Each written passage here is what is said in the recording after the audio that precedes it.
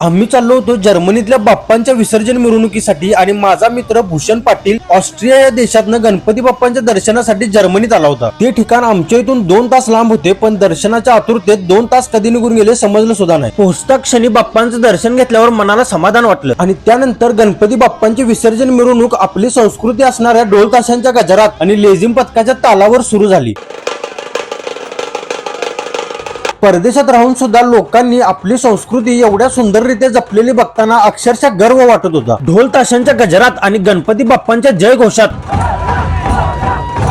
परिसर एवढा दणाणून गेला होता की अक्षरशः वाटत सुद्धा नव्हतं की ही गणपती बाप्पांची विसर्जन मिरवणूक जर्मनीत सुरू आहे। आणि वातावरण तर एवढं भक्तिमय झालं होतं की एका क्षणी प्रत्येक जण शरीराने जर्मनीत होता, पण मनाने मात्र आपल्या राज्यात।